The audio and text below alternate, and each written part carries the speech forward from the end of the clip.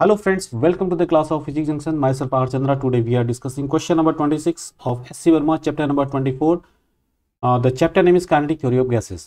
Now इस question में बोलता है air is pumped into the tubes of a cycle rickshaw at a pressure of 2 atmosphere. The volume of each tube at this pressure is 0.002 metre cube. Okay, तो हमें pressure दिया है 2 atmosphere और volume दिया है 0.002 metre cube. Now again one of the tubes gets puncture, उनमें से एक ट्यूब पंक्चर हो जाती है. इट मीन्स यहाँ बहुत सारी ट्यूब्स हैं, उसमें से एक किसी पर्टिकुलर ट्यूब का प्रेशर हमको दिया है. अगर जब उसके अंदर हवा भरी हुई है, ये एक ट्यूब है मेरे पास, इस ट्यूब में मेरे को बता रखा है जब इसके अंदर हवा भरी है तो इसका प्रेशर है 2 atmosphere. This is 2 into 10 to the power 5 newton per metre square. And volume कितना है इसका volume, let us suppose this is P1. Volume इसका कितना दे रखा, V1 is equal to 2 into 10 to the power -3 metre cube. Okay, 0.002 को हमने ये लिख दिया. अब one of the tube get punctured, अब इसमें से एक ट्यूब जब पंक्चर हो जाएगी and the volume of the tube reduces to this thing 0.005. Okay, 005. तो अब ये पंक्चर की कंडीशन हमारे पास ये है साहब, ये ट्यूब हमारे पास पंक्चर हो गई, छोटी बन गई. तो अब जब ट्यूब पंक्चर हो गई तो पंक्चर में हमारे पास यहाँ पर वॉल्यूम इसका दिया है V2, इसको बोल दीजिए 5 into 10 to the power -4 metre cube हो गया. इसको हम लिख सकते हैं. नाउ प्रेशर यहाँ पर क्या होगा, जब ट्यूब पंक्चर होगी उस कंडीशन में जो बाहर का एटमॉस्फेरिक प्रेशर रहेगा, एटमॉस्फेरिक प्रेशर और अंदर का जो प्रेशर रहेगा दोनों सेम रहेंगे. इट मीन्स तो प्रेशर जो P2 जो रहेगा दैट इज एटमॉस्फेयर. एटमॉस्फेयर का प्रेशर क्या होता है 10 to the power 5 newton per metre square. तो यहाँ पर प्रेशर ये रहेगा. बोलता है टेम्परेचर यहाँ पर अपने पास 300 केल्विन है.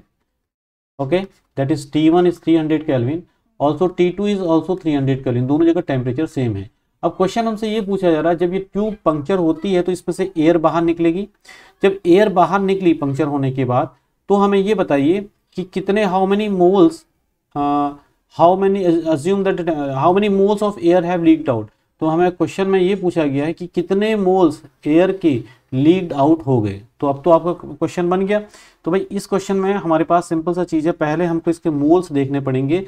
इनिशियली इसके कितने मोल्स थे, यहाँ पर कितने मोल्स थे, फाइनल मोल्स कितने थे. लेट अस सपोज इनिशियली यहाँ पर मोल्स है हमारे पास μ1. मैं पेन का कलर थोड़ा चेंज कर देता हूँ. Now this is, let us suppose the moles here, the moles are μ1. Just a minute, μ1. Okay, यहाँ पर मोल्स कितने हो गए μ2.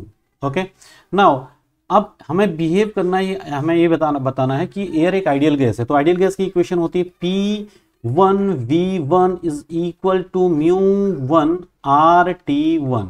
इसके लिए लग गया. तो यहाँ से हमारे पास μ1 निकल जाएगा, that is P1V1 upon RT1.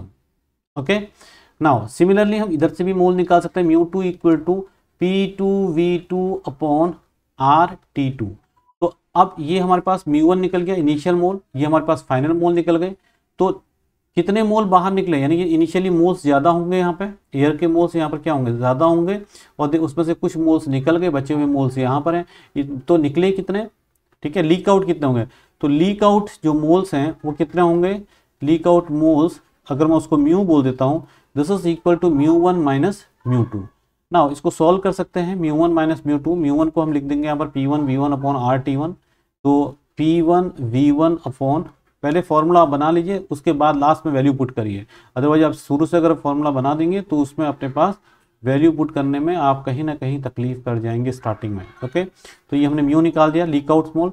अब इसमें से अभी आपको मालूम है कि temperature, this temperature T1 is 300 kelvin, T2 is also 300 kelvin. It means T1 और T2 इक्वल हैं. तो इसको हम T1 और T2 को हम क्या लिख सकते हैं, यहाँ पे T लिख सकते हैं कॉमन. क्लियर, तो ये भी हो गया हमारे पास. अब आगे चलते हैं. तो यहाँ से म्यू इक्वल टू हमारे पास आ गया 1 अपॉन RT, ये कॉमन आ गया. अंदर क्या बचा, P1V1 माइनस P2V2, ये हमारे पास बचा. तो अब वैल्यू अब आप पुट कर सकते हैं इसमें. देखो हम थोड़ा सा नीचे चलते हैं इसमें, क्योंकि स्पेस कंस्टेंट से ओके थोड़ा सा साइज ज़्यादा हो गया. ओके, नाउ तो this is equal to 1 upon, अब वैल्यू पुट करो. आर की वैल्यू होती है 8.3, टेम्परेचर की वैल्यू है 300, अब अंदर देखो P1 की वैल्यू कितनी है, P1 है हमारे पास, ये देख रहे हैं ना, यहाँ से हमने P1 लिया 2 into 10⁵ what is volume, 2 into 10⁻³ -3 minus P2 कितना है 10⁵ न्यूटन पर मीटर स्क्वायर, 10⁵, और V2 कितना है, वेर इज V2, V2 हमारे पास कितना था, अच्छा ऊपर चले गया, V2 जल्दी ढूंढो, V2 कितना है भाई, V2 भाई ऊपर चलो चलो, हाँ V2 5 इंटू 10⁻⁻⁴, ओके, V2 की वैल्यू है 5 इंटू 10⁻⁻⁴,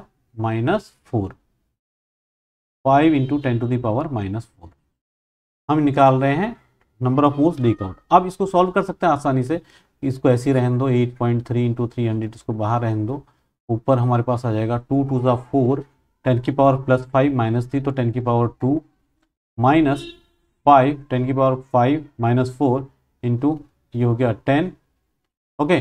नाउ इसको हम कैलकुलेट करेंगे, ये हो गया 400, ये हो गया 50, 400 माइनस 50 कितना हुआ 350, this is 350 divided by 8.3 into 300, 0 से 0 कैंसिल हो जाएगा, और ये हो जाएगा 5 7 35 एंड 5 6 30, तो this is equal to 7 upon 8.3 into 6, तो हम इसको बोल सकते हैं ऊपर 70 लिख दीजिए, नीचे कितना आ जाएगा, ऊपर 70 हो गया, 6 3 18, 49 498, ओके 498, ये म्यू 70/498 आ गया, और इसको अगर हम सॉल्व करेंगे तो इसका जो आंसर आएगा दिस इज 0.14 मोल्स हमारे पास, ये हमारे पास आ गया।